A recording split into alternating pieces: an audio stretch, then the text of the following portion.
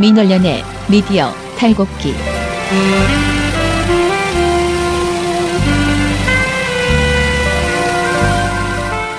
민원련의 미디어 탈곡기 125회를 시작하겠습니다. 이틀 연속으로 권한대행의 이 권력의 맛을 보고 있는 이봉 활동가입니다. 네, 부녀회장 배나한 활동가입니다. 네, 오늘도 김원경 차장님께서 요새 참 바쁘십니다.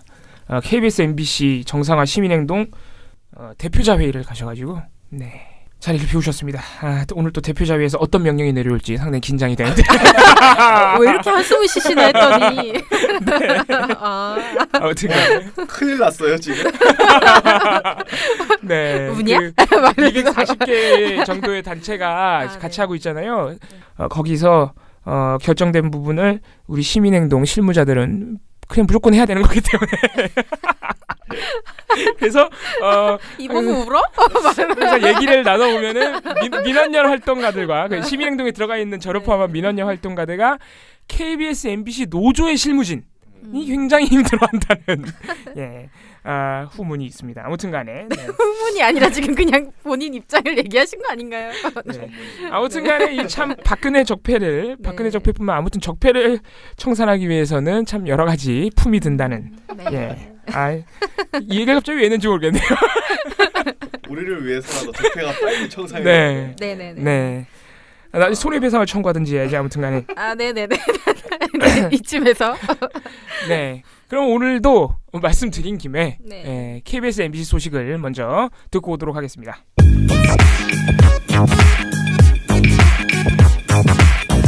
돌마고 팟캐. 어제 KBS, MBC 소식이 상당히 재밌었다는 댓글과 반응들이 있어요. 저희도 사실 어제 KBS, MBC 연결이 더 재밌었던 기억이 있는데, 최건일 기자, 우리 정수영 공추위 간사님 대신해서 일주일만 대타로 들어오신 최건일 기자께서 어제 맹활약을 하시면서 지금 저희 댓글 중에 고정을 해야 한다는. 이렇게 되면은 우리 정수영 기자 께서 상당히 지금 난처한 입장이 되시는데 좋아할 수도 있어요. 내가 안 해도 되네. 다 이걸 빅픽처로. 네, 아무튼간에 오랜만에 우리 돌마고 파케가 이렇게 호응을 얻어서 상당히 기분이 좋습니다. 오늘도 지금 저희가 대략 전화 연결하기 전에 대략 어떤 일들이 있는지 주고 받았는데 역시 참 많은 일들이 있어서 오늘도 들을 얘기가 많을 것 같습니다. MBC는 오늘 또 기자회견이 하나 있고요. 어제 예고해드렸지만 도대체 고영주 이사장은 도대체 또 무슨 사고를 쳤는지. 오늘 KBS도 지금 가진 일들이 있습니다. KBS 우리 새노조의 주특기인 다이내믹한 몸싸움 투쟁. 그렇다고 먼저 싸움을 건다는 건 아니고요. 우리 KBS 시큐리티가 워낙 강경하게 우리 KBS 직원들이 정당하게 갈 수 있는 회사 내 구역들을 자꾸 막으니까 충돌 사태가 빚어지는데, 그런 가운데 오늘 또 무슨 일이 있었던 모양입니다. 그래서 그런 부분들에 대해서 여쭤보고 또 여러 가지 소식들 파업 관련해서 들어보도록 하겠습니다. 먼저 KBS 전국 언론노조 KBS 본부의 최건일 기자, 라이징 스타로 떠오르신 최건일 기자부터 연결해 보도록 하겠습니다. KBS 한국방송. 안녕하세요. 네, 안녕하세요. 네. 어제 최건일 기자님이 어제 첫 출연하셨는데 저희 청취자들의 반응이 지금 폭발적입니다. 저도 모니터링을 해봤습니다.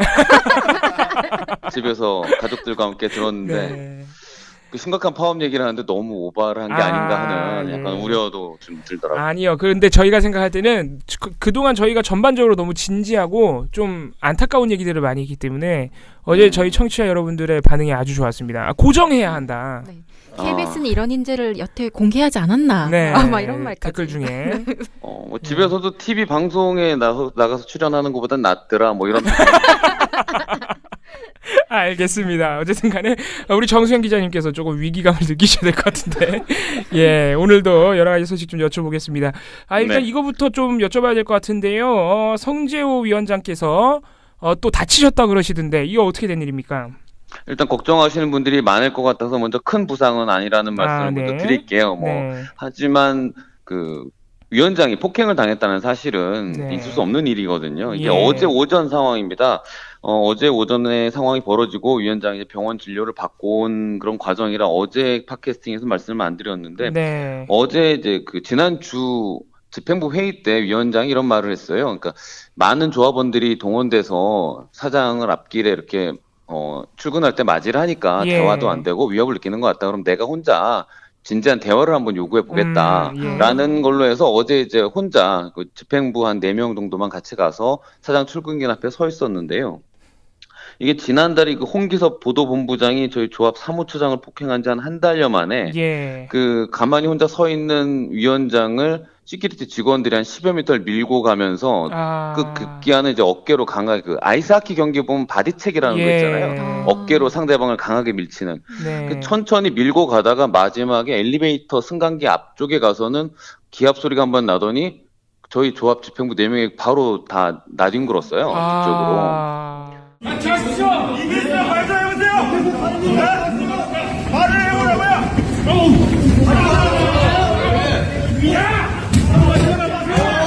길막지 마세요. 이게 뭐야? 길막지 마세요.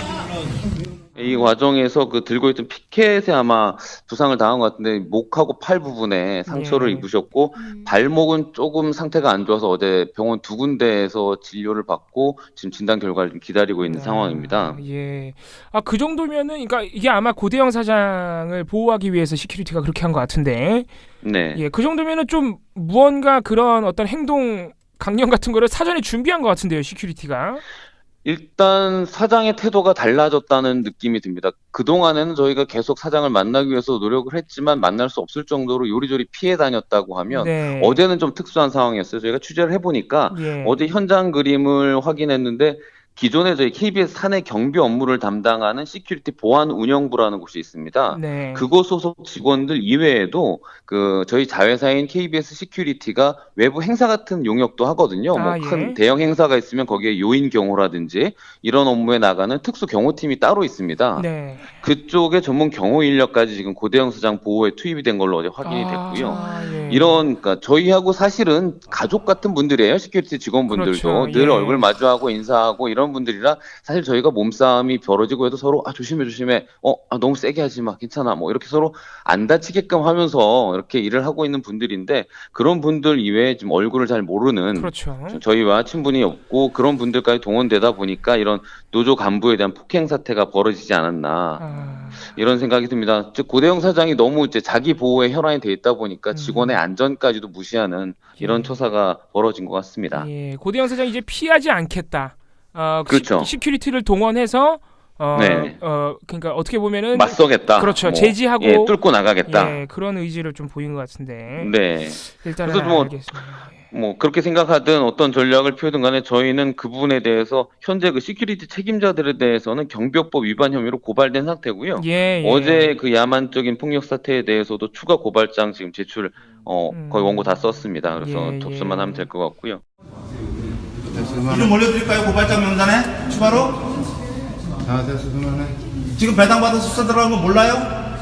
시킨 사람, 이행한 사람 다 처벌받게 돼 있는데 나쁜 사람들 아니에요? 어떻게 책임질 거예요? 경비업법 읽어봤어요? 영등포 경찰서장 허가 받았냐고 노조행위에 개입하라고. 이거 내가 책임 안 물을 것 같아요? 뭘 그만해요? 시큐리티 직원들 철수하세요. 에?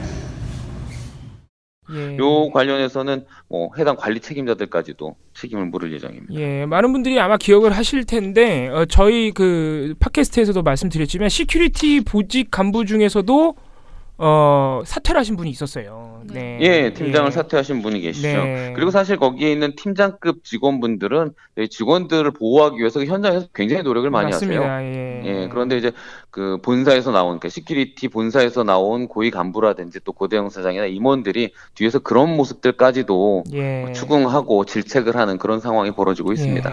참 여러모로 또 안타까운 소식입니다. 좀 분위기를 바꿔보죠. 네. 전속 성우 한 20여 분이 네네. 네, 또 우리 새노조에 가입을 했다. 또 계속해서 새노조 가입이 늘어나고 있는 상황인데 이 반가운 소식도 좀 전달을 해주시죠. 네네. 이게 방송 역사상 70여 년 방송 역사상 처음입니다. 이 성우 직종이 노동조합에 가입한다는 그렇죠. 거는 예. 생각도 못했던 일이고요. 네. 저희는 이제 전속 성우라고 해서 KBS에서 선발을 합니다. 네. 현재 41기 12명, 42기 10명, 한 20명 가량 분이 고민 끝에 가입을 결정하셨는데요. 네. 이분들이 이제 이 노동조합에 가입을 해야겠다라고 결심한 이유가 예. 지금 현재 라디오 프로그램 같은데 잘 들어보시면은 저희 아나운서들이 파업에 대거 동참하면서 예. MC가 없어요. 맞습니다. 그러다 보니까 목소리 좋고 방송 진행 능력이 있는 이 성우분들을 대거 투입을 합니다. 네. 대체제로. 그래서 이분들은 적폐청산이라든지 파업을 지지하는데도 불구하고 이 방송 정상화 행렬에 자기네들이 좀 반대쪽에 서 있는 입장에서 일을 하게 되는 부분들이 계속 심적인 고통이었다고 하시더라고요. 예.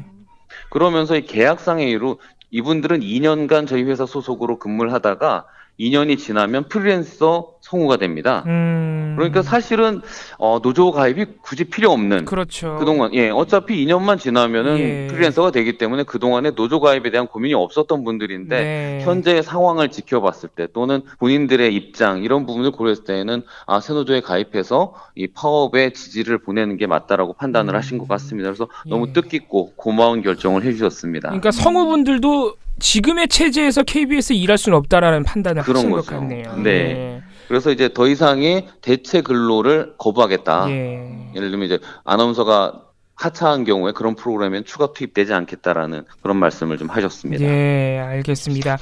이것과 관련해서 지금 성우분들이 지금 아나운서들이 파업하고 있는 자리에 대체제로 투입되고 있다 이런 말씀해 주셨는데 지난 13일 우리 KBS 본부의 성명을 보니까 고대영 사장이 파업 때문에 너무 여러 프로그램이 파행되다 보니까 개편을 시도하고 있더군요. 네네. 그래서 그 파업에 참여하고 있는 우리 조합원들이 진행했던 또는 제작했던 프로그램들만 폐지를 하거나 또 지금 보니까 신규 프로그램을 편성을 해서 유도를 하는, 그러니까 꼬시는 이런 작업도 있다 그러고 심지어는 애들 당근 안 좋아하는데 자꾸 당근을 주려고. 예, 지금 심지어는 아까 말씀해주신 거를 보니까 보도본부에서 1년짜리 단기 특파원까지 모집하려 한다. 지금 이런 얘기들이 도는데 이 회사 측의 어떤 의도 또 이런 공작에 대해서 좀 소개를 해주시죠. 일단 파업 중인 조합원들이 제작하는 프로그램을 폐지하고 다른 프로그램을 대체한다는 건 부당노동 행위 가능성이 굉장히 높습니다. 그래서 이 부분에 대한 법률적인 검토를 하고 있고요. 이 부분은 문제 제기를 할 거고 그것보다도 생각이 잘못된 것이 이 PD들이 프로그램을 제작하는 거는 굉장한 산고를 겪는 일입니다. 그리고 그 프로그램이 파일럿이 돼서 추석 연휴 기간에 방송이 돼서 인기를 끌었다라고 하면 이 프로그램을 제작하는 제작진은 어느 시점, 어느 때라도 런칭이 가능한 우수 작품이라는 게 증명이 된 셈입니다. 그렇죠. 그런데 설령 그 제작하는 PD들이 이번 고대영 사장 이하의 남아있는 잔재 임원들을 위해서 그 프로그램을 제작하고 다시 정규 편성이 되는 걸 바란다고 생각하는 건 좀 무리가 있는 것 같고요. 또 보도본부 같은 경우에도 현재 케냐 나이로비, 그다음에 중국의 단둥, 인도 뉴델리에 1년짜리 단기 특파원이 가 있습니다.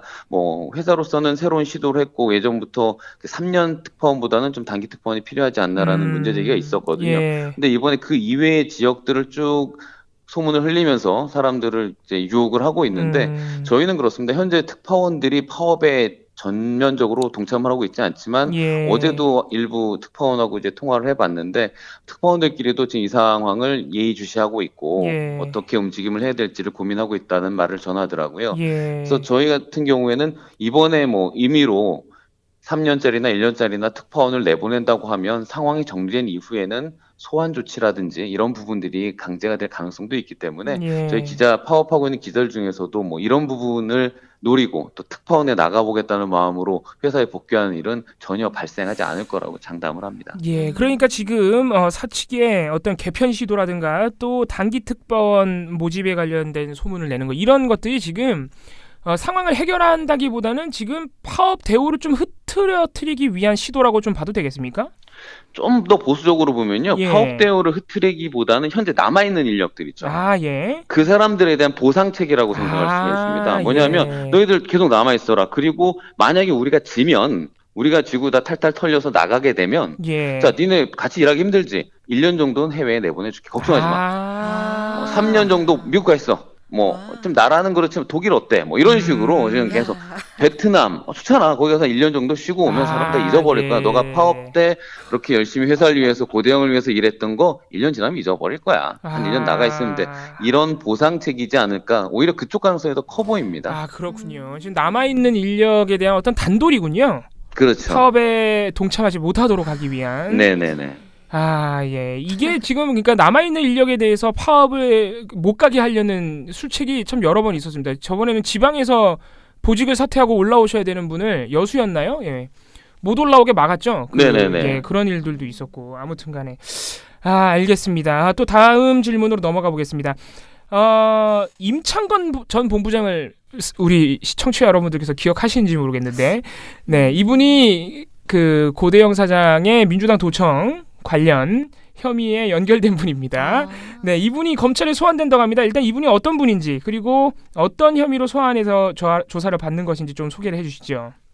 그 도청 사건이 벌어진 당시 도청 의혹 사건이라고 표현을 하는데요. 예, 맞습니다. 그 사건이 벌어진 당시 보도 본부장이었습니다. 예. 그 이후에도 쭉쭉 승진을 하셔서 자회사 사장까지 가셨는데 그 임창건 전 본부장이 뉴스타파의 전화 인터뷰를 통해서 그러니까 뭘 가서 뭘 한 건 아니고 예. 뭐 무슨 녹음기 같은 그런 핸드폰 같은 거 있잖아. 예. 그런 거를 누구야? 그 민주당 쪽에 누가 예. 그 갖다 줬다. 예. 이런 내용을 다 말을 해놓고 그 다음날 내가 그런 말을 한 게 아니라 편집돼서 나갔다. 예. 네. 이게 기자 출신의 그 본부장이 할 수 없는 예. 그러니까 뭔가 그 당시엔 그런 얘기까지 했어요.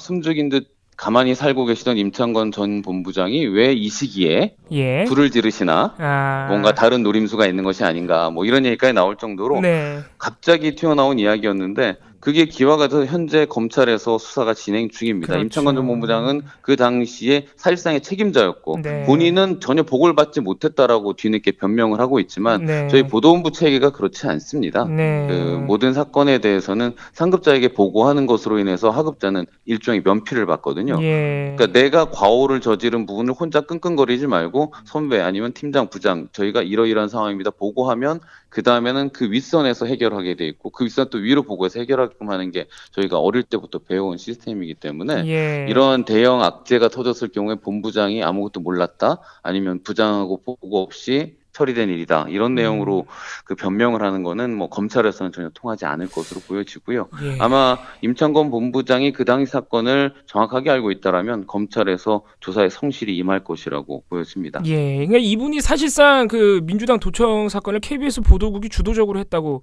그런 취지로 증언을 하신 거예요. 그렇죠. 예. 네. 그래놓고 이제 안 했다고 그래서 뭐 고소하겠다 그러더니 또 고소도 안 하셨어요 결국은. 그 다음은 좀 네. 멋이 없었죠. 네.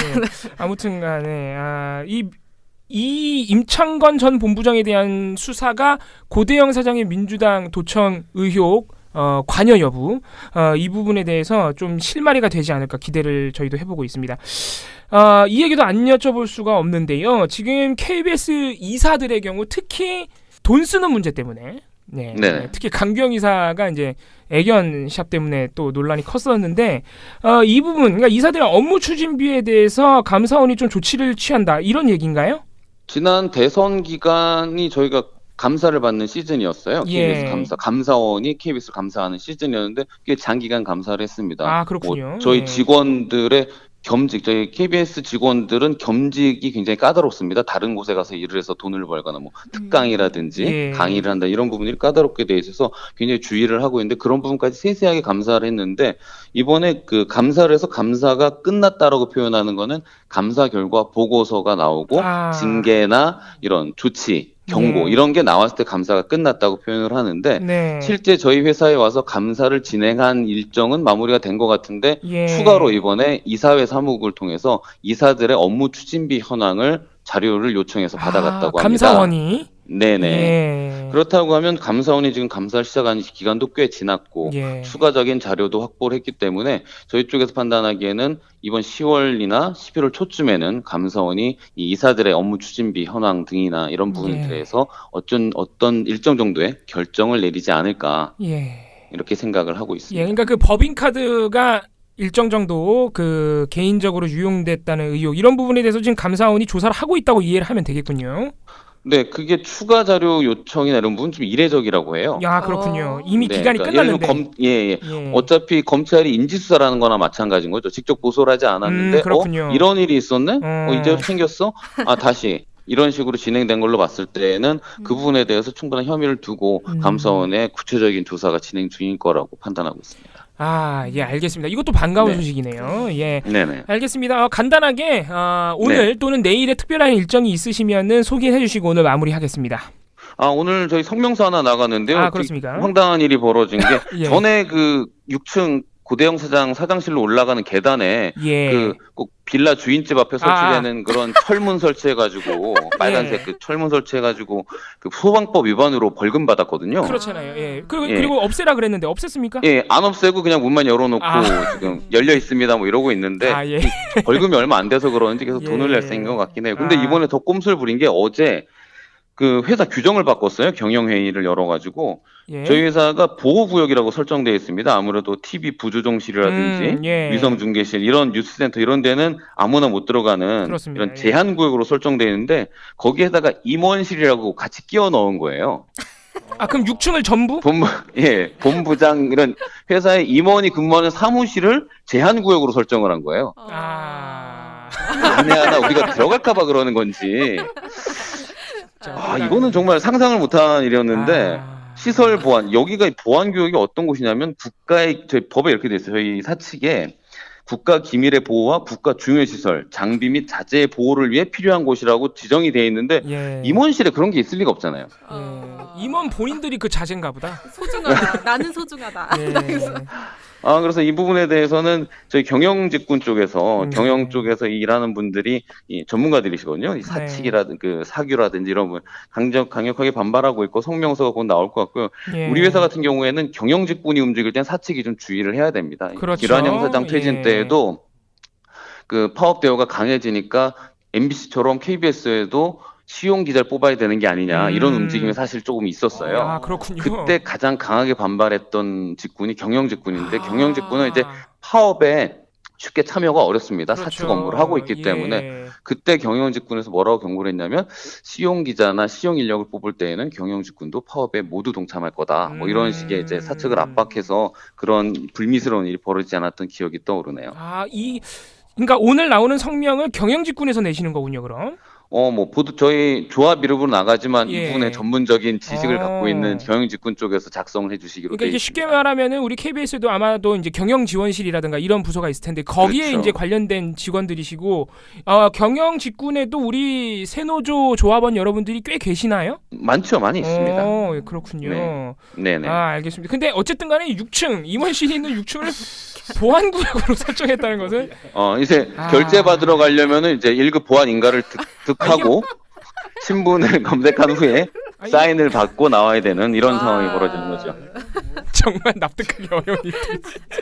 이게 오늘은 좀 진지하게 하나 했는데 또 마지막에 하나 빵 터지네요. 우리 KBS 때문에. 매일 웃고 떠들 수는 없을 것 같아서 오늘 좀. 근데 마지막에 빵 터졌습니다 지금. KBS 사측 때문에. 재밌네요. 내일도 한번 이 부분에 대해서는 계속 또 여쭤봐야 될 것 같습니다. 어떻게 되는지. 알겠습니다. 오늘도 여러 가지 소식 감사합니다. 내일 또 뵙도록 하겠습니다. 감사합니다. 네, 내일 뵙겠습니다. 감사합니다. 만나면 좋은 친구 MBC 문화방송. 네, 이어서 전국언론노조 MBC 본부의 허유신 홍보국장님 연결하겠습니다. 안녕하세요. 네, 안녕하세요. 네. 오늘은 MBC는 좀 지금 저희가 오전에 항상 통화를 하는데 지금 당장 좀 긴급한 일들이 몇 가지가 있었습니다. 그래서 바로 좀 여쭤보도록 하겠습니다. 오늘 아침에 MBC에 대해서 압수수색이 이루어졌다고 합니다. 네, 이게 저희 그 경인지사라는 부서가 있어요. 사실 이게 사원들이 부당 전보를 당해서 유배됐던 맞습니다. 데로 유명한 부서인데 이 부서가 문화사업국으로 이름을 바꿨습니다. 최근에. 그래서 오늘 소개된 거는 아마 문화사업국 얘기로 그 이름으로 나왔을 것인데 문화사업국이 보통 행사 입찰이나 어떤 이벤트 이런 응찰 이런 거를 주로 이제 담당을 해서 대외 사업을 하는 부서인데요. 여기에서 그 올해 1월에 그 경주문화재단이라는 곳에서 뭐 2017년 실크로드 코리아 이란 문화축제 예. 이런 이름으로 행사를 맡아줄 대행사를 이제 입찰을 받았습니다. 네. 여기에 응모를 해서 저희 MBC 문화사업국이 입찰을 받았는데 네. 이 과정에서 이제 어떤 비리가 있었던 걸로 알려지고 있는 겁니다. 예. 지금 현재 경찰청 특수수사과에서 이 사건을 담당하고 있고요. 네. 이게 당시에 이제 입찰 또 선정 그 사업자 선정 과정에서 MBC 임원과 또 재단 관계자 사이에서 예. 어떤 이제 제3의 또 이 행사를 대행할 업체가 있거든요. 거기를 예. 끼고 이제 MBC 문화사업국이 같이 행사에 들어가는 건데 예. 이 특정 업체를 선정하도록 부정한 방법이나 대가 또 금품 이런 게 오갔을 가능성이 있다. 예. 이런 모종의 제보가 있어서 예. 이 경찰에서 수사를 하던 사안인데 이 수사의 어떤 하는 과정으로 오늘 압수수색이 전격적으로 들어왔습니다. MBC. 예. 네. 경찰이 뭐 지금도 아마 지금 11시 반 정도 되는데 네. 심사 자료, 당시에 뭐 계약서 이런 기본적인 것들 물론이고 뭐 사업비 집행 내역, 또 관련자 휴대전화 이런 것들을 확보해서 앞으로 수사에 참고를 하고 관련자들 소환 조사도 이어질 것으로 보고 있습니다. 예, 이게 보통 그런 업체를 선정할 때 경쟁 입찰로 하잖아요.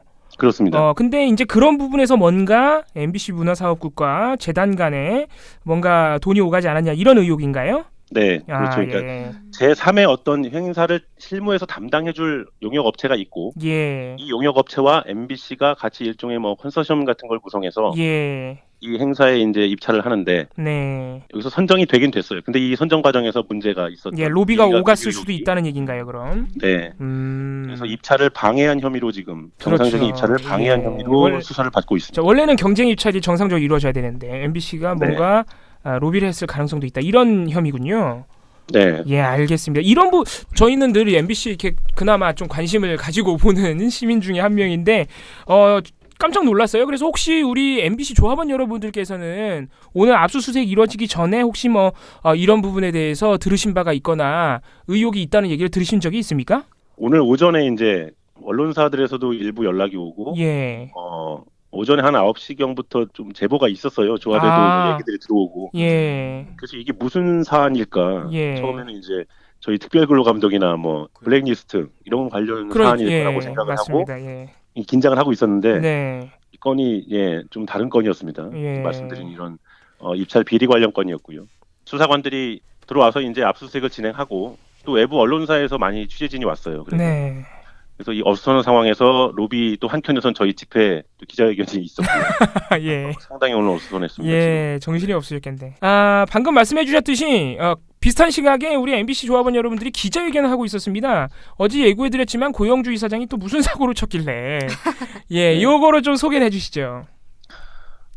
고영주 이사장이 작년 10월에요. 작년 10월 22일 날짜까지 확인되는데 김기춘 전 비서실장, 대통령 비서실장, 또 김삼천 정수장학회 이사장. 정수장학회는 저희 MBC 2대 주주입니다. 그러니까 1대 주주의 수장인 고영주 이사장이 2대 주주의 수장인 김삼천 이사장과 함께 또 정권 실세, 당시에는 뭐 현직은 아니었지만 맞습니다. 김기춘 실장 하면은 대표적인 실세로 알려져 있어요. 이분과 그리고 그 당시에 저기 IMBC라고 인터넷 관련 MBC의 자회사가 있습니다. 여기 사장인 허연회 당시 사장 이렇게 네 사람이 서울 근교의 최고급 골프장에서 호화 골프를 즐긴 사실이 이제 확인이 됐습니다. 작년 10월 22일이면은 그 JTBC의 태블릿 PC 보도가 나오기 직전이었어요. 맞습니다. 이틀 전인가 그렇고요. 또 이게 문제가 김영란법이 그 전달에 시행이 되면서 이 부분에 대해서 전사적으로 또 사회적으로 아주 그 긴장을 하고 있던 상황이잖아요. 그렇습니다.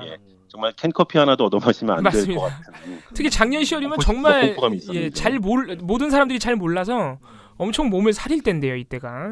네. 그 이날 골프의 그 결제 비용 여기가 이제 30만 원, 1인당 30만 원 정도 되고 골프 비용만 120만 원이 나오는데요. 골프장이고요. 식사 이런 거 다 빼고입니다. 빼고 골프 그 라운드 피만 이렇게 나오는 데고. 그런데 이거를 저희가 처음에 허연회 사장 당시에 이제 이 세 사람을 접대한 자리로 사실상 이해가 돼서 허연회 사장이 내지 않았을까라고 물어봤더니 예. 이 허연회 사장이 중언부언합니다. 처음에는 결제를 어떻게 하셨습니까? 그러니까 자기 분량은 자기가 나중에는 고용주 이사장 거는 뭐 현금으로 내가 빌려줘서 고용주 이사장이 됐다. 그날 아마 본인이 어떻게 됐는지 내가 법인카드로 한 게 아니고 내가 빌려주는 개념으로 내가 대납을 해줬습니다. 그게 더 이상한데요. 그게 더 이상한데요. 김기춘 실장 거는 뭐 자기 거하고는 뭐 카드로 결제했고, 뭐 김삼천 이사장은 자기가 냈고, 이게 뭐 좀 이상합니다. 그러니까 그러더니 나중에는 고용주 이사장이 지갑을 안 가져와서 그날 안 갖고 오실 수 있으니까. 네, 50만 원을 나중에 다음 날 돌려받았다. 뭐 이런 얘기를 합니다. 근데 이거는 사실 저희가 공개한 그 허연회 사장의 인터뷰를 보시면 허 사장이 굉장히 횡설수설하고 당시의 정황을 정확히 이해를 못하는 건지 기억을 못하는 건지 아니면 안 하려는 건지 그런 정황이 잘 보이는데 제가 이렇게 말씀으로 전해드리니까 조금 효과가 반감됩니다만 저희가 확인하겠습니다. 이 정황이 상당히 좀 의심스러워요. 그러니까 이게 사실상 그러면은 김영란법 위반이 되잖아요. 이게 법인카드로 결제한 부분은 혹시 확인을 하셨나요? 고영주 이사장. 사실은 내가 그날 내 카드로 계산하려고 했더니 그쪽에서 먼저 계산을 했더라고. 아마 나름대로는 신경을 써서 자기가 작별을 하려고 했던 모양인데 이게 확인이 되진 않았고 처음에 그렇군요. 허연회 사장이 주장한 해명입니다. 처음엔 그렇게 말했는데 그렇고요. 이 문제는 이게 이제 이 누가 돈을 냈냐도 문제인데 당시에 그 IMBC 허연회 사장이 그 IMBC의 임원 차량을 고영주 이사장 집으로 보내서요. 모시고 골프장까지 가요 아침에. 그리고 또 집에 데려다 드리고. 이런 차량 제공 서비스까지 했고요. 또 홍삼 세트, 고급 홍삼 세트와 또 MBC 고급 기념품 이런 게 있거든요. 요것만 해도 한 수십만 원대 되거든요. 고영주 이사장. 그쪽에서 차를 보내준 거는 맞는데 선물도 받으셨죠? 아니, 선물 안 받았을 거예요. 정관장에서 인삼 세트 받지 않으셨어요? 모르겠어요. 하여튼 뭐 그건 지금 기억은 안 나는데 차에다 실어 놓으셨을 텐데. 뭐 그게 해봐야 얼마나 하겠어요. 하여튼 내가 그날 내가 받은 것보다는 충분하게 더 많이 했어요. 그러니까 골프 접대에 차량 제공에 선물 세트 이렇게 3종 세트를 김영란법을 깔끔하게 위반한. 아니 도대체 그날이 무슨 날인데 그렇게 한 거죠? 그냥 주말입니다. 날씨 좋은 10월에 어느 주말. 딱 이맘때네요. 작년 이맘때. 이게 이제 다음 날 고영주 이사장이 돌려줬다 50만 원을 허연회 사장에게 송금해줬다 그리고 송금증도 가지고 있다 이런 얘기를 해요. 실제로 돌려준 거는 맞는 것 같습니다. 다만 돌려줬더라도 김영란법에서는 어떤 향응이나 금품을 받으면 그 즉시 돌려주고 현장에서 그리고 반드시 상급자에게 보고하도록 돼 있어요. 신고하도록 이런 상황이 있었다. 여기까지가 사실 법을 제대로 준수하는 겁니다. 근데 고영주 이사장은 상급단체인 방통위원장에게 아마 보고를 했어야 할 겁니다. 정확하게 법을 준수했다면. 근데 그런 과정 지금 전혀 당연히 없었고요. 일단 이제 이런 김영란법 사안이 문제가 돼 있고 더 사실 저희가 좀 궁극적으로 이 뭐랄까 문제가 있다고 보는 대목은 정권 실세 김기춘 이사장, 김기춘 전 비서실장 그리고 정수장학회도 사실상 박근혜 전 대통령의 소유물이나 다름없지 않습니다. 여기에 이사장 이분들하고 왜 골프를 이렇게 부적절하게 즐겼을까? 그러니까 MBC 최고위급들께서 왜 만났냐는 거죠, 도대체. 거기에 자회사 사장을 껴서요. 이 덕분인지 당시에 그 허연회 IMBC 사장이 올해 2월 김장겸 사장 취임 직후에 부산 MBC 사장으로 갔습니다. 그러니까 이것도 저희가 취재를 해보니까 IMBC가 허 사장 재임 기간에 뭐 경영 실적도 별로 좋지는 않았어요. 그러니까 일 안 하고 그냥 접대만 열심히 해도 저렇게 잘 된다라는 대표적인 부분. 부산 MBC면은 사실 서울 다음으로 서울보다 더 역사가 깊다고 자부하는 부산 MBC인데 원래 MBC가 거기서 시작됐으니까요. 이게 중요한 지역사에 또 이렇게 사장으로 임명되는. 뭐 김영란법 위반이야 명백한 이제 불법 행위니까 취재와 규명이 이루어지면 되지만은 이 김기춘 그리고 김기춘 실장과 정수학회 이사장을 만나도 도대체 무슨 얘기를 했을까 이게 상당히 궁금하네요. 네, 알겠습니다. 화연회 사장이 나중에 뭐 해명을 들리는 말로는 그렇습니까? 예. IMBC의 미래 먹거리를 좀 자문을 구하려고 만났다 이러는데 아니 그거를 왜 김기춘 실장이랑 얘기를 해요? 인터넷 전문 회사거든요. 인터넷 모바일 쪽에 치중해야 되는 사업인데 김기춘 실장이 이 부분에 일가견이 있으신지 댓글 조작 뭐 이런 거 구속되셨기 때문에 저희가 확인할 길이 없는데 답답합니다. 아니 해명이 더 의혹을 키우는 것 같은데요. 어윤회 사장님은 해명을 안 하시는 게 나을 것 같은데. 알겠습니다. 예. 참 까도 우리 고영주 이사장과 관련된 모든 일들이 참 까도 끝이 없습니다. 바쁘게 사셨어요. 예. 이 부분에 대해서 우리 또 MBC 본부에서 또 바쁘시겠네요. 김영란법 위반 부분도 계속 보셔야 되고. 네. 예, 알겠습니다. 한 가지 더 있는데요. 예. 말씀해 주시죠. 예. 이분이 이제 이날 부적절한 골프 이외에도 MBC 본사에서도 이제 그 접대용이나 뭐 업무용으로 쓰는 골프 회원권이 있거든요. 고영주 이사장 말씀하시는 거죠? 예, 아니요. MBC 본사. 본사. 예. MBC 본사에서 정식으로 소유하고 있는 그 골프 회원권이 있는데 이거를 고영주 이사장이 4차례나 주말에 무단으로 사용한 본인이 개인 회원권 그런 사실도 저희가 폭로를 해드렸고 이것도 오늘 기자회견에서 나온 건가요? 네, 이것도 이제 그 뒤에 같이 따라 나온 내용이고 또 있습니까? 박천일 이사라고 전 이사입니다. 박문진 직전 박문진 2012년부터 15년까지 재임했던 박천일 이사 현 숙명여대 언론정보학부 교수인데요. 이분도 역시 MBC 회원권을 무단으로 사용한. 이사에서 물러난 다음에요? 당시입니다. 당시에. 고영주 이사장은 지금 이사장 재임하면서 그렇게 한 거고요. 예.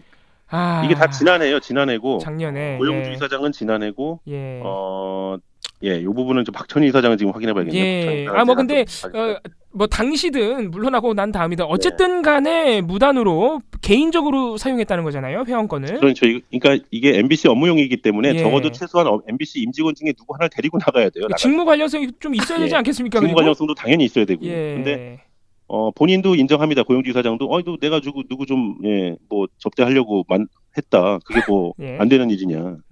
이게 회원권이 달아 없어지는 것도 아닌데 뭐 쓰면 안 되냐. 뭐 이런 식밖에 해명을 해요. 아니 회사의 회원권이면 보고하고 써야 되는 거 아니에요? 그렇죠. 그러니까 누군가 회사 임원이 담당 임원이 내줬겠죠. 고영주 이사장. 그렇군요. 근데 이게 달아 없어집니다. 그래요? 아니고요. 주말은 이게 성수기로 분류되기 때문에 이용할 수 있는 횟수 제한이 있어요. 그렇군요. 그래서 이게 업무용으로 쓰기도 빠듯한데 이런 식으로 막 가져다 써놓고 이거 달아 없어지는 것도 아니냐 이런 해명은 참 실소를 금하지 못하게. 역시 저희가 누누이 말씀드리지만 이게 박문진 이사장으로 할 수 있는 발언과 그런 사고가 아니에요. 그런 발언들이. 아니 그러면은 누굴 만나서 누굴 접대는지는 혹시 얘기해 줍니까? 주말에 골프 하면서? 그 본인의 윗분들이라고만 합니다. 그러면 윗분들을 접대했다고 하는데 어디가 고영주 이사장의 윗분인지는 상상에 맡기겠습니다. 아니 그 당당하게 직무 관련성이 있으면 당당하게 말을 할 텐데 또 말을 안 해주는 거잖아요. 그리고 사실 쓸 수 없죠. 직무 관련성이 있어도 이건 MBC 본사. 그렇죠. 박문진 이사장이니까. MBC가 박문진의 소유라고 볼 수는 없잖아요. 그렇죠. 그냥 관리 감독기관인 거지. 명백히 다른 분류죠. 참 황당한 일들이 많네요. 혹시 또 있습니까? 아닙니다. 여기까지고요.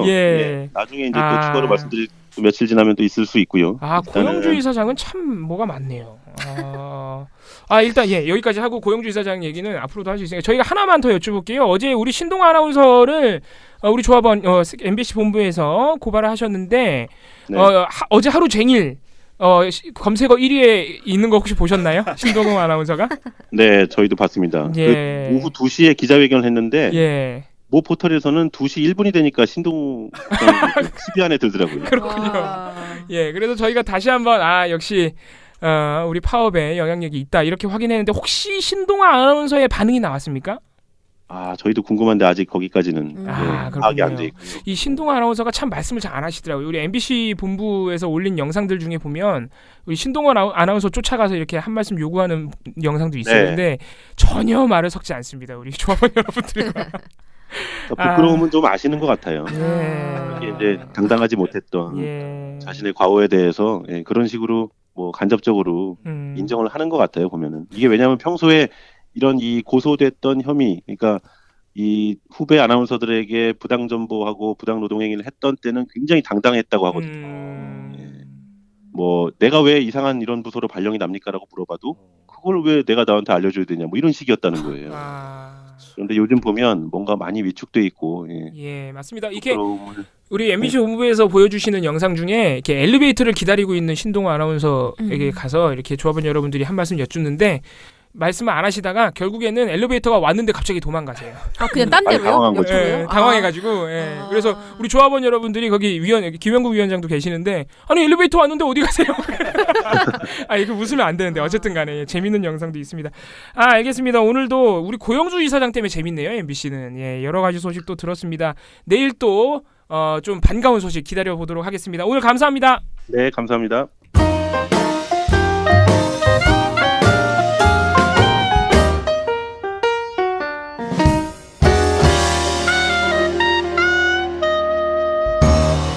돌마고 팟캐. 네, 사실 오늘 별 기대를 안 했는데 어제 너무 재밌어서. 아니 솔직히 말해서 웃음으로만 따지면 어제가 좀 더 우리 최건일 기자의 맹활약으로. 그렇게 또 웃음으로만 평가하면 굉장히 또 당사자가 힘들 수 있어요. 네. 우리 최건일 기자의 개인기는 없었지만 오늘. 그래도 뭐 주인집 뭐 현관 뭐 현관문 이런 식으로 하면서 노력을 계속 하셨어요. 근데 KBS 사측의 행동과 이 고영주 이사장의 기행은 그 자체로 코미디네요 정말. 아니 회사 6층을 보안구역으로 설정하는 회사가 어디 있습니까 도대체. 거기 임원실만 있는 것도 아니에요. 그거 뭐야 우리 회사 다니다 보면은 재직증명서 이런 거 떼야 되잖아요.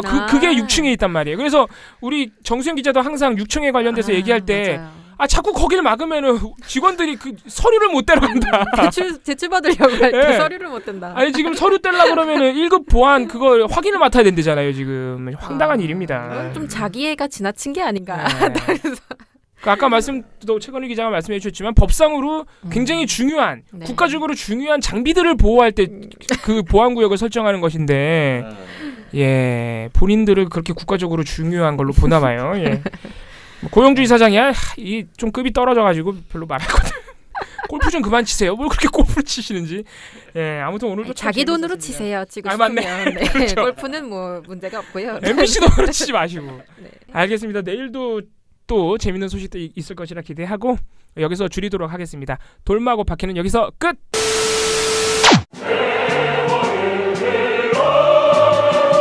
적폐 청산 가운데 가장 중요한 분야 중에 하나가 저는 언론 적폐라고 생각합니다.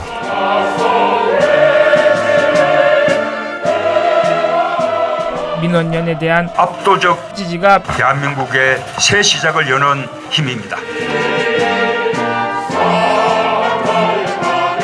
시민 여러분들의 힘으로 언론 교체 꼭 해내겠습니다. 정말 잘해보고 싶습니다. 힘을 모아주십시오. 민원연의 미디어 탈곡기.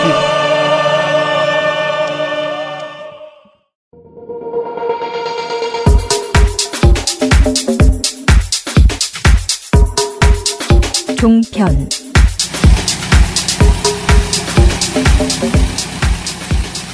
오늘도 종편은 제보를 몇 가지 준비했습니다. 우리 시민 여러분들의 제보가 엄청 많아요 지금. 맞아요. 진짜 하루에도 몇 건씩 또 들어오고 있습니다. 계속. 네.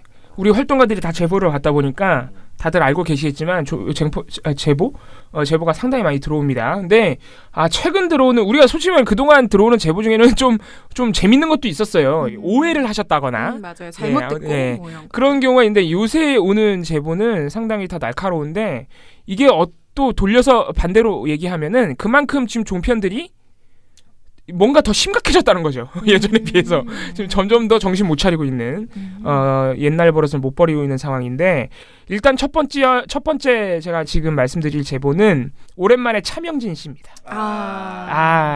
차명진 씨가 요새 잘 안 보인다 싶으셨을 텐데 이분이 9월까지 열심히 방송하시다가 10월부터 약간 방송 수를 줄이셨어요. 프로그램 수를. 그래서 MBN의 한개 프로그램 그리고 YTN에 가끔 이렇게 매일 나오시는 건 아니고 YTN에 뉴스 하다가 중간에 이렇게 뭐 평론가 같은 사람 한 명 불러서 대담하는 경우가 있잖아요. 그래서 YTN에 가끔 그렇게 나오십니다. 근데 이게 오랜만에 차명진 씨 제보가 왔는데 이번에도 참 차명진스럽나요? 정말 도대체 이분은 그러니까 둘 중에 하나입니다. 일부러 이러거나 네. 아니면 정말 방송 직전까지 이 사안에서 잘 모르는 거예요. 너무 두 개 다 가능성이 있어서 뭐라 말씀드리기가. 네. 이 차명진 씨가 제가 저번에 월요일인가요? 화요일인가요? 한번 우리 한겨레 보도 네. 민현년이 함께했던 한겨레 보도 말씀드릴 때 그 억대를 버는 메뚜기 패널 네. 그러니까 작년까지 존재했던 그런 분 중에 한 분이거든요, 사실 차명진 씨가. 네. 지금은 자유한국당에서 원외위원장을 맡고 계십니다. 아무튼 그분이 이번에도 사고로 좀 치셨습니다. 10월 2일 YTN은 뉴스나이트. 이 YTN 뉴스나이트가 무려 YTN의 종합뉴스격이에요. 네, 방송 시간이 가장 길고 1, 2부로 나눠서 2시간가량 하고요. 밤 10시에 하는데 YTN은 뉴스 채널이니까 하루 종일 뉴스를 하잖아요. 네네. 그러니까 YTN이 공식적으로 이 뉴스가 우리의 메인이다 라고 한 그 뉴스입니다. 네. 왜냐하면 YTN이 예전에 저희가 작년 배날 활동 아마 기억하실 텐데 작년 총선 때 저희가 YTN과 연합뉴스 TV를 모니터를 했어요. 네네. 처음에 시작할 때 다른 방송사들 메인 뉴스가 다 8시, 9시니까 시간대를 봤더니 YTN이 8시 20분에 하는 뉴스가 있어서 우린 그걸 했죠, 처음에. 네. 그래서 막 이렇게 YTN에 뭔가 잘못된 게 있거나 보도가 안 된 게 있으면 비판을 했더니 항의 전화가 왔습니다. 왜 그 프로그램을 하느냐? 우린 메인 뉴스를 한다 그랬더니 우리의 메인 뉴스는 그게 아니다. 뉴스나이트다. 해서 알게 된 겁니다. 공식적으로 밝힌 10시에 합니다. 10시. 네. 아무튼 간에 YTN이 그동안 별 문제가 없었는데 사실 소소하게 조금 있습니다. 이번에 차명진 씨가 큰 사고를 친 거죠. 이게 참 발언이 재미있는데 어떤 맥락에서 나왔는지 이게 말씀을 드릴게요. 역시나 지금 이루어지고 있는 국정원 등의 적폐청산 작업에 대한 비판 발언입니다. 뭐라고 비판했을지는 대충 예상이 되시죠. 근데 이분은 진짜 상상 초월이에요. 네. 일단 먼저 맥락을 설명드릴게요. 그래서 허성무 경남대 교수라는 분이 같이 나오셨는데 이분이 지금 야권에서 이명박 정권 관련 적폐청산 작업에 대해 정치 보복이라고 하는 것에 대해서 강력하게 비판을 했습니다. 자꾸 정치 탄압이라고 하는데 그런 부분에 대해서 먼저 보수 야권은 반성을 먼저 해야 된다. 네. 그렇죠. 그런 반성이나 사과 없이 무조건 지금 정치 탄압이라고 하고 사실관계 밝히는 것을 거부하는 것은 굉장히 문제가 있다. 이런 식으로 평론을 하셨어요. 그래서 이제 진행자가 저런 의견도 있고 야권에서는 여전히 정치 탄압이라고 주장하고 있습니다. 그러면서 이제 차명진 씨한테 어떻게 보십니까? 라고 물었죠. 나름 이제 사실 우리는 이해할 수 없지만 차명진 씨 같은 분과 이 허성무 교수라는 분을 한 명씩 세워서 정치적 균형을 맞추는 거예요. 이런 뉴스 프로그램들이. 그랬더니 이제 차명진 쇼가 시작됩니다. 자, 차명진 씨 하는 말씀 어떻게 보십니까? 제 개인적인 경험을 하나 얘기할게요. 제가 그 노무현 대통령 후반기서부터 시작해서 이명박 대통령 때까지 국회의원을 했습니다. 근데 노무현 대통령 후반기에 국정원 IO가 저를 만나서 저의 발언이 너무 세다. 좀 조심했으면 좋겠다. 라고 이걸 얘기를 하더니 정권이 바뀔 때 똑같은 사람이 MB 대통령한테 당신 얘기를 잘 해줘가지고 당신이 좋은 길로 가도록 해주겠다. 이렇게 얘기했습니다. 이게 여기까지만 그렇다 쳐요. 그러면서 하는 말이 국정원이란 데가 그런 데예요. 국정원은 원래 그런 조직이다. 지금 보면은 MB 정부 국정원 관련해서 적폐청산을 한다 그러는데 물론 그때 당시 국정원이 잘못한 건 맞는 것 같다. 그런데 문제는 그것이 과연 MB의 직접 지적인 지시에 의한 것이냐. 그다음에 그런 행위가 과연 MB 때만 있었느냐. MB는 전혀 없었던 것을 저렇게 자연스럽게 끄집어내가지고 새로운 정치 공작을 했겠느냐. 자, 이미 여기서 핀트가 나간 부분이 아시겠지만 이명박 전 대통령의 지시라는 게 문건으로도 나왔어요. 네. 국정원 문건에서 VIP 직보라는 표현이 이미 나왔죠. 지난 8월 26일 JTBC 뉴스룸. 이명박 정부 당시 벌어진 국정원 여론 조작 사건. 지금 검찰 조사가 진행 중인데 청와대와 국정원 그리고 일부 보수단체의 삼각 커넥션을 그대로 보여주는 문건이 발견됐습니다. 국정원이 보수단체를 조정해 대통령 지지 성명을 발표하면 청와대는 이들을 불러 감사를 표하는 시기였습니다. 네, 그래서 이런 걸 볼 때 이분은 일부러 이러거나 다른 뉴스를 잘 안 본다. 예, 그런. 그래서 이렇게 너무 본인의 주관적인 주장이 너무 강하니까 그 앵커가 어디까지나 좀 추정일 네. 수 있는데 이렇게 말을 합니다. 그러니까 차 의원이 또 거부를 합니다. 이분의 그래요? 특징이에요. 진행자의 진행을 거부해. 추정일 네. 수 있는데 실제 지금 나오는 얘기들은 다 MB에 대한 얘기도 다 추정이거든요. 정확하게 보세요. 뭐뭐로 추정됩니다. 뭐뭐에 대한 등이 MB에 대해서 보고된 것으로 추정됩니다. 다 이렇게 이것이 이 식으로 해서 이런 내용이 보고되었습니다. 라는 얘기는 없어요. 그래서 이런 걸 보면 제가 볼 때는 단순히 적폐 청산을 넘어서 정치 보복의 지경까지 가고 있구나. 네, 이런 식으로 또 부인을 합니다. 네. 자, 여기서 이제 좀 발언이 이상하게 진행되는데 이런 얘기를 하다가 이제 이것과 관련해서 여야 대표들이 이제 날선 공방을 하고 있다. 이런 날선 공방이 추석을 맞아서도 계속됐는데 추석이 다가오니까 그동안 이렇게 공방을 주고받던 여야 4당의 대표들이 추석 때는 선물을 주고받았다. 이런 이제 말을 앵커가 했어요. 그러니까 여기에 대해서 차명진 씨가 뭐라고 하냐면은 추석 선물에 대해서 어떤 의미가 또 담겨 있다라고 보십니까? 글쎄 선물이라는 게 받으면 뭐 대문대문하지만 안 받으면 섭섭하죠. 예, 제가 문재인 대통령이 진짜로 협치를 하려고 그랬으면 저 같은 야당 원외위원장한테도 짠 거를 하나 보내주셨으면 제가 오늘 또 아까도 나와서 좀 더 문 대통령께 좋은 말씀을 했었을 실현 텐데 가능할지는 모르겠습니다. 라는 황당한 발언을 합니다. 진짜 이게 뭐야? 네. 이건 뭐라 코멘트하기 참 어렵네요. 그래서 굉장히 나쁜 말을 하게 될 것 같아서. 네. 이것을 진행자가 이제 농담처럼 넘기려고 웃으면서 그게 실현 가능한지 잘 모르겠습니다라고 웃으면서 말합니다. 그러니까 갑자기 차 의원이 또 정색을 하며 좋은 말씀을 했었을 실현 텐데 가능할지는 모르겠습니다. 네. 네. 아니 안종범 씨가 그랬잖아요. 추석 지나도 선물 받는다고. 안종범 씨가 그랬다. 추석 지나도 선물은 받을 수 있다고. 네. 지금 거의 뉴스 프로그램에서 나와서 혼자 예능을 하고 있죠. 정말 차명진 쇼네요. 네. 누가 섭외를 했어? 네. 그러니까 섭외가 균형을 이룰 때 이렇게 극단적으로 이룰 필요는 없잖아. 균형이 안 맞는 것 같은데. 그러니까 이게 참 지금 뭐 얘기의 흐름 자체가 너무 이상하잖아요. 그러니까 이명박 정부 관련한 특히 국정원 관련한 적폐 청산 작업이 정치 탄압이라고 하는 이유가 아무도 확인할 수 없는 본인의 경험을 들이대더니 국정원은 원래 그런 조직이다.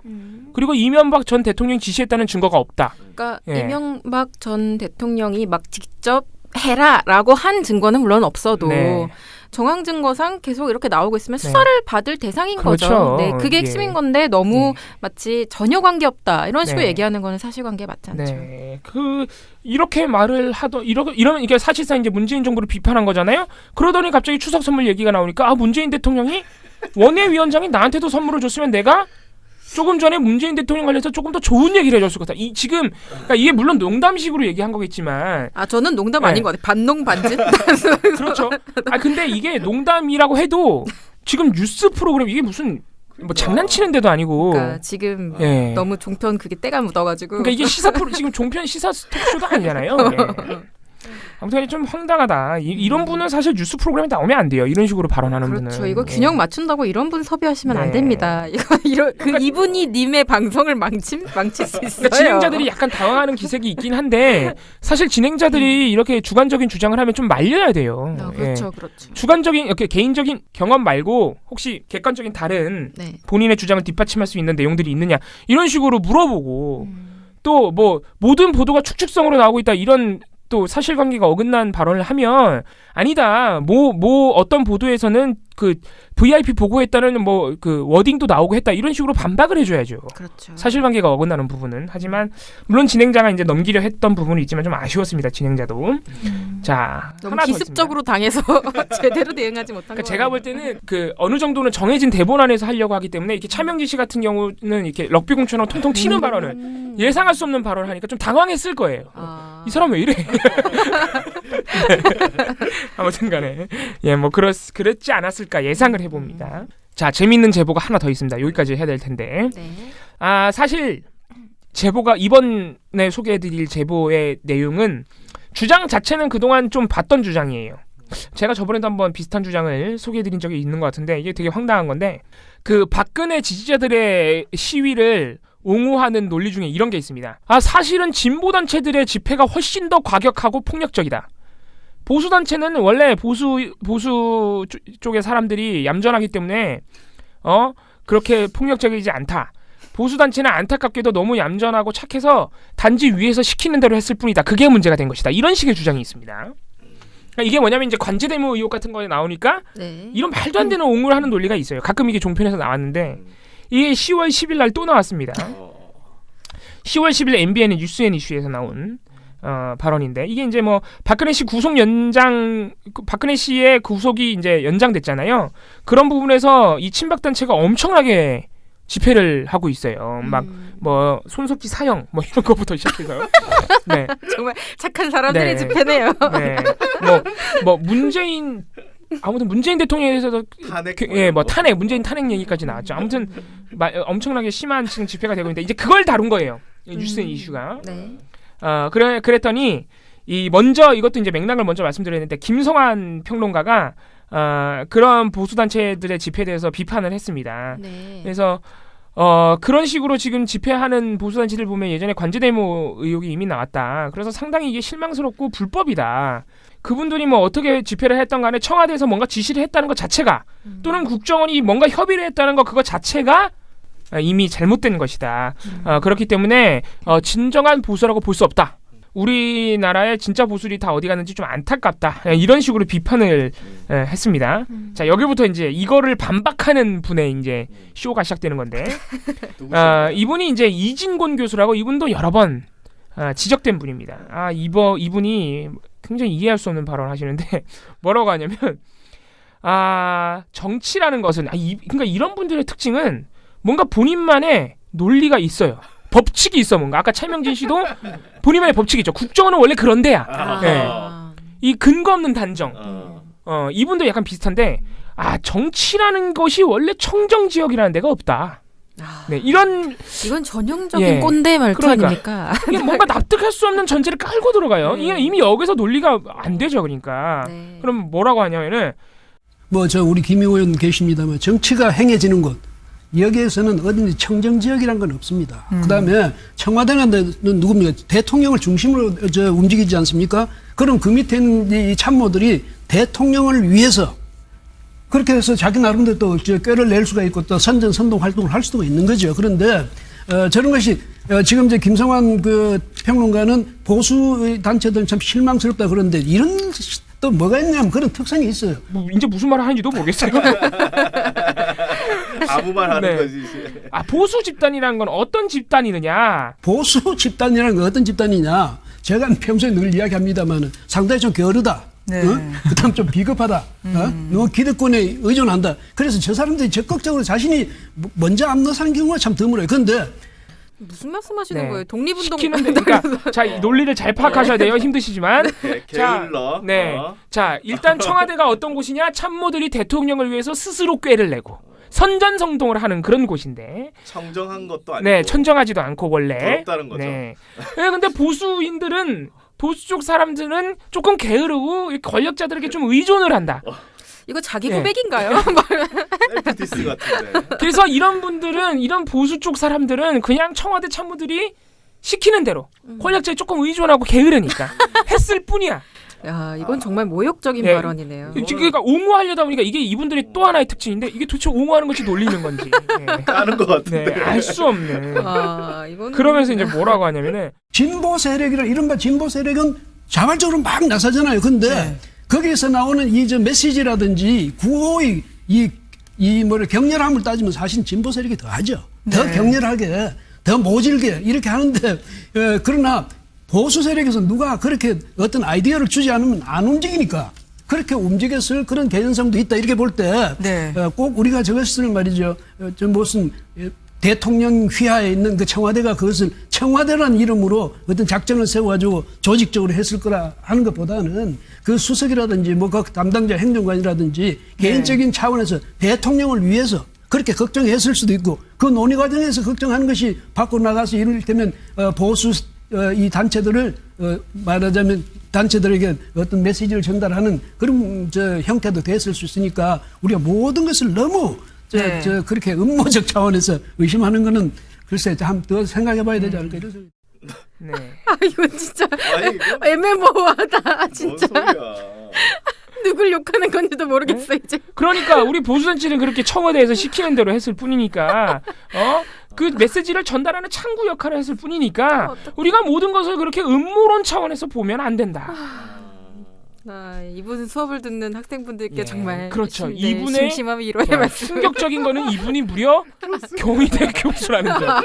물론 개건 교수니까 사실 뭐 아무것도 하는 일은 없을 거지만 그래도 수업 받는 사람이 있다는 거잖아. 이게 뭐야? 아 진짜 이 충격적인 발언들이 뭐 도대체 뭐라고 하는지 잘 이해하기도 어렵지만 그러니까 일단 중요한 거는 관제대모 의혹 이런 거 다 음모론이다. 그렇게 보지 마라. 청와대는 원래 그런 곳이고 원래 그런 걸 시키는 것이고 보수 쪽 사람들은 얌전하고 좀 게을러서 시키는 대로 했을 뿐인데 뭐가 문제냐? 아니 근데 보수가 더 온건하게 집회한다는 건 말이 안 되는 거죠. 예. 불사 지르고 계시죠. 이분이 이거 아까도 말씀드렸지만 사안에 대해서 잘 모른다. 네. 사형, 뭐 죽여도 돼, 뭐 이런 거를 보수 쪽에서 쓴 것 같은데. 계엄령 내리자고 하시잖아요. 계엄령이 필요하다. 그러니까 이게 이쪽 분들이 그러니까 이른바 자칭 보수 쪽이라는 분들이 이런 되도 않는 강경 발언 이거 엄청 강경한 발언이에요 사실. 그렇죠. 너무 무서운 발언이죠. 옹호하기 위해서 지금 별의별 말도 안 되는 논리 다 끌어왔는데 이게 또 이 반대쪽에 계신 분들 방송에 주로 나오시는 분들은 굉장히 또 진짜 얌전해요. 이걸 듣고 있는 김성환 평론가 아까 그 비판했던 분이 짜증이 난 거야. 이거 뭐라고 하냐면 짜증이 났는데 굉장히 얌전하게 일단은 그렇게 말씀하시는 것은 상당히 조심스럽게 해야 될 부분들이 있다. 청와대가 그렇게 시키는 것 자체가 문제다. 그렇죠. 누누이 말씀드리지만 자꾸 청와대가 그렇게 뭐 시켰다 말씀하시는데 청와대가 그렇게 뭔가 시킨다는 것 자체가 굉장히 문제고 그 독재와 비슷한 행태다 이런 식으로 이제 반박을 합니다. 그랬더니 이진공 교수가 제가 여기 한 말씀을 좀 해야 되겠습니다. 뭐냐면 상대적으로 그렇다는 얘기예요. 보수단체하고 진보단체가 왜냐하면 진보단체는 옛날에는 공격의 입장이었고 보수단체는 방어의 입장이었으니까 상대적으로 보면 좀 더 수동적이었다. 그 다음에 말하자면 좀 게을렀다. 이런 이미지를 줬다는 거고 또 하나는 청와대가요. 청와대가 지금 그러지만 옛날 노무현 정부 저는 그때 언론사에 있었지 않습니까? 노무현 정부 때 언론에 대해서 여러 가지 그 밑에서 그 무슨 댓글을 다루라든지 그 언론중재위원회에다가 제소를 하라든지 적극적으로 했습니다. 그건 공공연히 했고요. 근데 이거 이미 자유한국당이 이런 주장에 다 망신당했죠. 네. 노무현 정부는 공무원들한테 댓글을 달 때 반드시 실명으로 달아라. 네. 반드시 실명으로 달고 어딘지 소속을 밝혀라. 소속을 밝히고 이게 무조건 여론선동 막 국정원이 하듯이 막 욕설 섞어가면서 막 지역 비하하면서 그런 댓글을 달라는 게 아니라 정부 정책에 대해서 혹시나 왜곡되거나 잘 모르고 오해에서 비롯된 주장이 있으면 그런 부분에 해명 댓글을 달아라. 실명과 소속을 밝히고. 이게 문서상에 다 나와 있어요. 지난 9월 27일 JTBC 뉴스룸. 하지만 해당 부처 공무원에게 실명으로 부처 입장을 적극 밝히라고 지시한 것과 이명박 정부 국정원이 불법적으로 민간인을 동원해 외곽팀을 꾸려 정치와 선거에 개입한 사건을 비교하는 건 적절치 않다는 지적이 나옵니다. 이미 사실이 아닌 것으로 판명된 이분은 또 자기의 주장을 다시 한번 이렇게 정당화하기 위해서 또 이 주장을 끌어온 겁니다. 그래서 뭐라고 하냐면은 인정해줄 선까지는 인정해주자 이거죠. 이 정치하는 데서 특히 청와대 입장에서는 이런 입장은 있을 수 있고 적어도 이 정도는 우리가 이해해줄 수 있다. 그 차원까지는 우리가 뭐 이해해주고 지켜주는 게 그게 좋지 않을까 이런 생각입니다. 모르죠.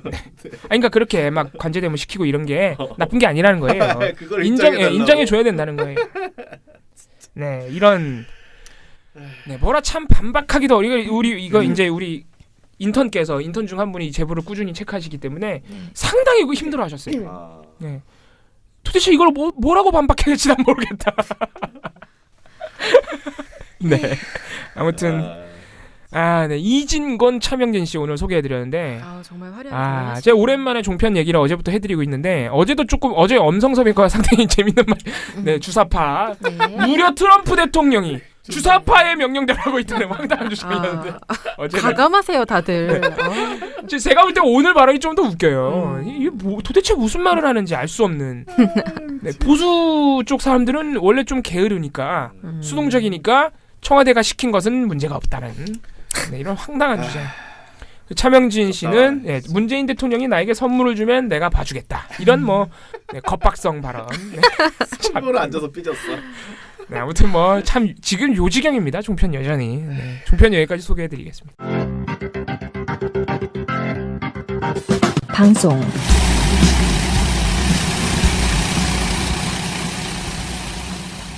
이영학 씨, 그 어금니 아빠라고 계속 처음에 불렸던 그분 관련된 보도의 문제점을 짚는 보고서 얘기를 좀 해보려고 해요. 근데 이거를 한번 짚어줄 때가 됐어요. 네.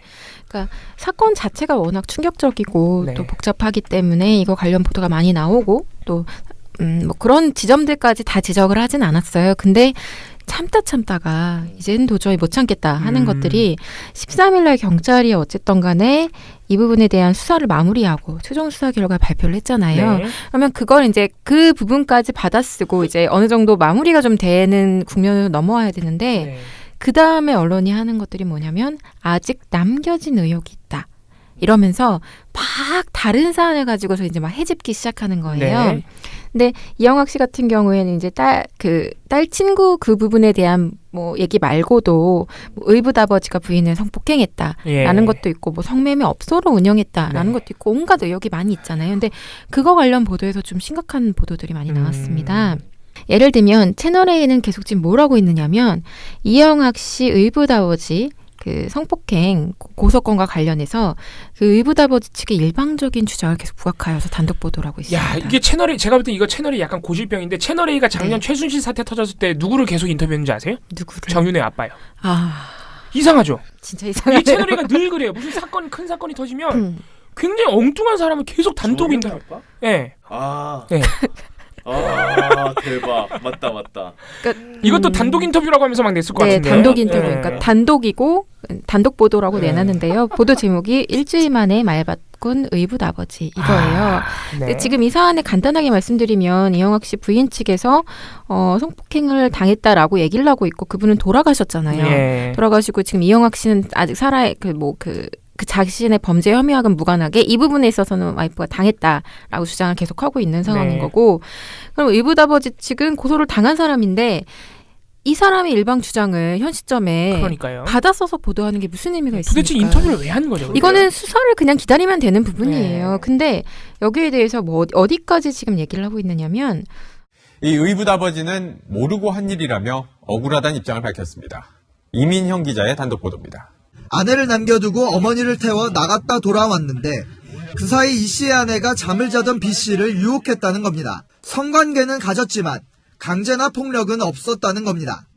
성폭행을 당한다 그러면 소리 지르면 그 옆방에서 나 자고 있는데 이런 발언을 다 말해줘요. 뭐 이분이 정말 가해자인지 아닌지는 몰라요. 아직 모르고 이게 뭐 어떤 부분인지는 지금 이 언론도 알 수가 없어요. 이거는 정말 경찰 수사에 기댈 수밖에 없는 부분인데 여기에 대해서 정말 한쪽은 고인이 된 상황이고 한쪽은 지금 아무 말이나 하고 있는데 이거를 일방 주장을 받아쓰고 아니 왜 인터뷰했죠? 여기다가 단독을 붙여서 되게 막 좋은 보도인 것처럼 포장을 했다는 거죠. 왜 한 거죠? 이게 이렇게 되면 이영학 씨를 좀 더 이상한 사람으로 몰려는 의도인가 채널A는? 글쎄요, 뭐 그런 거, 그러니까 제가 봤을 때는 그런 의도 이런 게 아니라 그냥 이게 되게 자극적인 소재니까 뭐 하나라도 더 막 하려고 하면서 이런 보도가 나온 것 같다는 느낌이 좀 진짜 들고요. 이해할 수 없네. 또 하나는 TV조선도 유사한 보도를 하는데 조금 결이 달라요. 어떤 식으로 하냐면 보도 제목이 이건 보도 제목부터 심상치가 않습니다. 성폭행 당하고도 가족여행. 네. 이 표현을 보면 어떤 생각이 드세요? 그러니까 성폭행 당했다라는 것은 그 이영학 씨의 부인에 대한 얘기죠. 그 시아버지한테 성폭행을 당했는데 그 이후에 가족여행을 갔다고 지적을 하는 보도예요. 왜 지적을 하죠? 그러니까 이영학은 지금 와이프가 당했다라고 얘기를 하고 있고 그 의붓아버지 측은 안 했다라고 얘기를 하고 있는데 TV조선이 개인적으로 판단하기에는 안 한 거야? 안 한 것 같다는 쪽에 더 마음이 가는 거야. 그래서 보도가 제목도 이렇고 보도 내용에서도 계속 그 주장을 반복하는 거예요. 하지만 경찰이 확보한 당시 몰래카메라엔 강압적인 대화나 장면 등은 없는 것으로 전해졌습니다.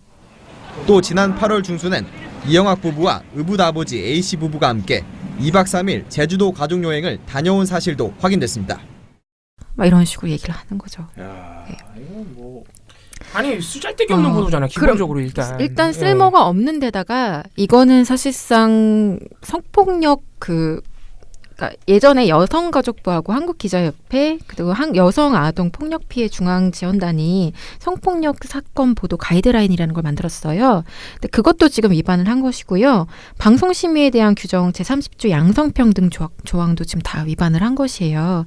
근데 지금 TV조선 보도에서 어떤 문제가 있냐면 그걸 전해주면서 근거 자료로 든 것들이 함께 2박 3일 제주도 가족여행을 다녀왔다는 것 그리고 강압적 대화나 행위가 없었다고 경찰이 확인을 한 것 같다라는 식으로 얘기를 하는데 그거는 사실 성폭력이 발생했는지 여부를 추정할 수 있는 근거 자료가 안 되죠.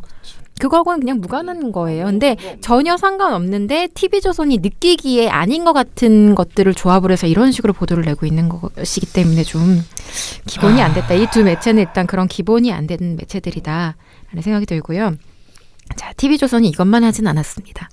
뭘 했느냐면 보도 제목을 말씀드릴게요. 퇴폐 안마방 직접 가보니 점점점. 왜 가봐? 그래 가볼 수는 있다 치자. 자, 보도 내용을 들어봅시다. 예. 취재하러 가볼 수는 있어요. 아니에요. 왜 가보냐는 질문이 딱 맞아요. 갈 이유가 없거든요. 갑자기 그 보도는 왜 한 거예요? 이영학 씨가 서울 강남 일대에서 안마방을 위장으로 이제 안마방을 위장해서 성매매업소 운영했다는 의혹이 지금 제기되는 상황이잖아요. 그리고 거기서 이제 와이프를 성매매를 시켰다는 의혹까지도 지금 막 나오고 있고. 근데 이런 상황에서 TV조선이 뭘 하냐면은 예전에 이영학 씨가 그 성매매 업소를 운영한 것으로 추정되는 그러니까 그랬다는 의혹을 받고 있는 그 원룸에 찾아가는데 문제는 거기가 2, 3년 전엔 그랬을지 몰라도 지금은 그냥 사람이 사는데 업소가 아니에요. 지금은 그냥 그 왜 간 거야? 그냥 갔어요. 누굴 취재했죠 그럼? 아무도 취재하지 않고 그냥 가서 부동산 업자하고 이제 인터뷰를 좀 하는데 업자가 2, 3년 전만 해도 지금 밤에 종사하시는 여성분이 많이 살았는데 지금은 없어요. 그러니까 일반 직장인들이 지금 거주하고 있어요. 그래서 일본이 산다. 그렇게 답변을 해요. 왜 보도로 냈지 그럼? 근데도 TV조선은 뭘 하느냐면은 일단 그 안에 실내 그 원룸 구조를 막 다 침대 있는 곳, 부엌 있는 곳 막 다 찍어서 보여주고 현관문 그 앞에서도 계속 막 리포트를 하고 그러니까 그 구조를 보여주는 거예요. 계속. 근데 지금 느끼셨겠지만 그래야 될 이유가 1도 없거든요. 아무 이유가 없어요. 거기 사는 사람들한테 피해가 갈 것 같은데. 근데 제가 봤을 때는 지금 거주하는 곳이라기보다는 모델하우스처럼 꾸며진 공간인 것 같기는 해요. 근데 그래도 이 공간이나 구조를 보면 그리고 건물 외벽 이런 게 나오고 또 현관에 그 뭐라 그러지? 이 번호키 누르는 그런 그 업체명 이런 거랑 이런 게 다 나오기 때문에 정말 뭐 그 인근에 사는 사람이라면 어디 건물이다 저거라는 그런 걸 알 수 있어요. 그리고 거기다가 또 무슨 얘기를 하느냐면 예치금과 별도로 다달이 낸 월세만 170만 원에 이릅니다. 기초생활수급자였던 이영학이 매달 받던 생계급여와 장애수당 등 160만 원보다도 많은 액수입니다. 이영학은 9월 중순까지 이 원룸을 계약한 것으로 알려졌습니다. 이런 얘기를 막 계속 해주는 거예요. 근데 계속 말씀드리지만 이럴 이유가 전혀 없죠. 계속 지금 퇴폐업소가 영업이 되고 있는 것도 아니고 그냥 직장인들이 거주하고 있는 원룸인데 거기 원룸청이 찾아가서 이 하고 있는 거예요. 이거 비해해 주세요. 정말 납득할 수 없는 뉴스다. 그러니까 이거는 만약에 정말 원룸, 해당 원룸이나 아니면 유사한 형태의 원룸에 거주하고 있는 다른 사람들한테 피해까지도 줄 수 있는. 기분 나쁘겠다 진짜. 네, 이건 정말 피해도 줄 수 있는 보도예요. 그래서 이거는 뭐 무슨 위반 이런 게 아니야. 그냥 정말 그냥 황당한 보도다. 그런 생각이 좀 들었고요. 진짜 납득하기 어려워. 네, 그러니까 이거는 진짜 왜 했어? 라는 질문을 정말 꼭 물어보고 싶어요. 이 기자한테. 기자 되고 싶다. 진짜 할 일 없나 봐. 돈 쉽게 번다.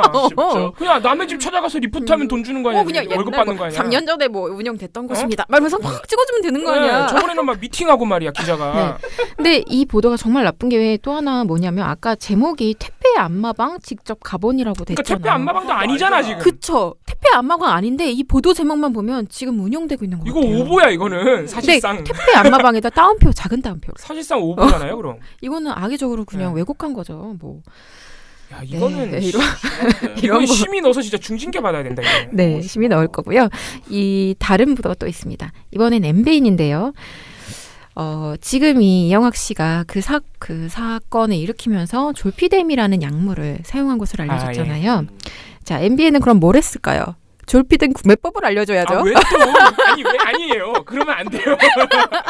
자, MBN은 그걸 해줘야 돼요. 아, 직업 정신이에요. 직업 정신. MBN 기자 되고 싶다. 어떻게 알려주냐면 이게 풀리지 않는 의혹들이라는 보도인데 여태까지 그러니까 사건이 어디까지 진행이 됐고 확인이 됐고 또 어떤 의혹들이 아직 남아 있는지를 쭉 총정리해주는 보도예요. 근데 그 여러 꼭지 중에 하나가 사용된 약물이 졸피뎀이다. 그래서 이용학은 졸피뎀을 어떻게 구했나? 막 이런 얘기를 주고받다가 어떤 얘기가 나오냐면 실제 다른 루트로 구할 수 있는 방법이 많습니다. 지금 해외 한 사이트를 보시겠는데요. 네, 이곳에 들어만 가면 우리 돈 10만 원 정도만 주면 아무런 제약 없이 구입할 수가 있습니다. 당장 지금이라도 구입할 수 있다는 얘기입니다. 근데 모자이크가 없어. 아, 그렇게 하지 말라고. 그러면서 그 상품 설명 페이지 졸피뎀 뭐 이렇게 상품이 이렇게 막 뭐 얼마 이렇게 돼 있는 그 페이지가 계속 노출이 돼요. 그래서 뭔 거야? 그러면서 되게 어쨌든 간에 이 보도를 보면 굉장히 쉽게 살 수 있고 이 보도가 또 도움이 돼요. 아 진짜 이거는 그러니까 다른 정상적인 보도들을 봐도 네. 이런 묘사는 있어요. 인터넷을 통해 구매했다. 그렇죠. 그리고 그러니까 이 정도는 괜찮아. 그렇죠. 근데 이거는 막 그 사이트가 어쨌든 굉장히 선명하게 노출이 되고요. 그 상품 안내 페이지와 구매 가격이 다 노출이 되고 또 하나는 MBN이 이렇게 얘기를 한 다음에 이걸로 그치는 게 아니라 오늘 취재진이 이와 관련해서 이용학의 집 앞에서 비슷한 사진을 하나 찍었는데요. 어제 날아온 서신인데 외국에서 택배가 왔는데 이용학 본인이 집에 없으니 찾아가라는 쪽지입니다. 그러니까 그 영상만 보면 어쨌든 외국에서 뭐가 택배가 왔다는 그 정보 하나만 확인이 돼요. 네. 근데 MBN 그 기자는 이용학이 외국에서 주문한 졸피뎀인지 아니면 뭐 일반적인 물건인지는 단언할 수 없겠습니다만 수면제를 평소 복용했다는 이용학의 진술을 생각해보면 아무래도 의심이 들 수밖에 없는. 단언할 수 없으면 보도하지 마세요. 네, 전혀 상관없을 수도 있고 있을 수도 있지만 나는 의심돼 이러면서 그냥 아무 말이나 하고 있는 건데. 그 사이트를 왜 보여줬니? 아니 그러니까 그 사이트에서 뭐 보낸 택배를 껍질을 발견한 것도 아닌데 그냥 해외에서 뭐가 왔다는 이유만으로 이걸 짜집기 하는 것. 보도 진짜 쉽게 한다 진짜. 그러니까 글쎄요, 이 범죄가 흉악한 범죄인 건 사실인데 그게 흉악하다고 해서 허술한 보도를 이렇게 내도 되는 어떤 면죄부를 주는 건 아니거든요. 근데 우리 기자들이 참 돈 쉽게 버는군요. 너무 아무렇게나 하고 있어서 저 참 보면서 제 자괴감이 들었습니다. 의식의 흐름대로 보도를 하고 있어. 다들 이렇게 쉽게 돈을 버는데 나는 왜 이렇게 힘들게 돈을 버는? 내가 이렇게 돈 버는 건 힘든가? 심지어 저 돈을 쉽게 버는 저 사람들 때문에 우리가 힘들어요. 이렇게 쉽게 벌지 마세요. 정말 안타깝네요, 정말. 이런 보도들이 계속 쏟아지고 있습니다. 이런 보도가 나오면 너무 짜증이 나는 게 보고서 쓴 다음에 또 시밀 넣어야 되거든요. 일이 2배. 왜냐하면 이게 범죄 관련된, 그러니까 정치적 사안 관련된 보도는 심의 규정을 이렇게 빡 적용하기가 좀 힘든 면들이 있는데 이런 범죄, 특히 성범죄, 이런 자극적인 범죄 이런 건 직방이에요. 심의 규정 직방 위반이에요. 직방 위반. 정말 힘드네요. 네. 참 어려워. 네. 그래서 방송은 여기까지 하겠습니다. 역시나 지금 보시면 알겠지만 뉴스에서도 이상한 보도 내는 곳은 정해져 있습니다. TV조선, 채널A, 뭐 MBN 이런 것들이죠. 그렇죠. 이들의 재승인 심사. 자, 얼마 남지 않았습니다. 제대로 방통위가 이번에 구성이 된 다음에 좀 제대로 된 법에 따른 정말 제대로 된 관리 또 감독 제재 권한을 행사하기를 좀 기대를 해보겠습니다. 사실 저희 민원연의 주된 업무 중에 하나가 사실 종편 감시이기 때문에 저희가 요새 KBS, MBC에 힘을 쏟는 것과 별개로 여전히 종편은 저희가 꾸준히 모니터를 하고 있다는 점 말씀드리고요. 오늘 저희 처장님이 계속 안 계시니까 한동안 지금 어제부터 이틀간 신문 얘기를 안 해드리고 있는데 네, 내일은 처장님이 오시기 때문에 또 신문 얘기 해드릴 수 있지 않을까 싶습니다. 오늘 미디어 탈곡기는 여기서 마무리하도록 하겠습니다. 미디어 탈곡기는 내일도 열심히 털어드리겠습니다. 탈탈탈 안녕.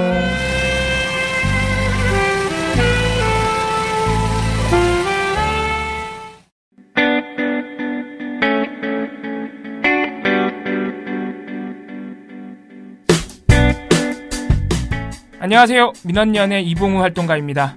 우리나라에서 언론의 문제는 민주주의의 문제입니다. 독재와 부패 기득권을 대변하는 언론들은 아직도 살아있습니다. 민주주의의 문제는 곧 우리 삶의 문제입니다. 사주의 입장을 반영한 권력의 욕심을 투영한 언론, 이들을 감시하려면 전문성과 꾸준함 그리고 투명함이 기초되어야 합니다. 민원연은 1984년부터 시민단체로서 언론을 감시해오고 있습니다. 민주언론시민연합은 여러분의 소중한 후원으로 투명하게 운영됩니다. 민원연 후원으로 언론을 감시하고 견제하는 활동에 힘을 보태주세요. 민주언론시민연합은 여러분의 소중한 후원으로 투명하게 운영됩니다. 회원 가입 및 후원 문의 전화번호는 서울 전화 02-392-0181입니다.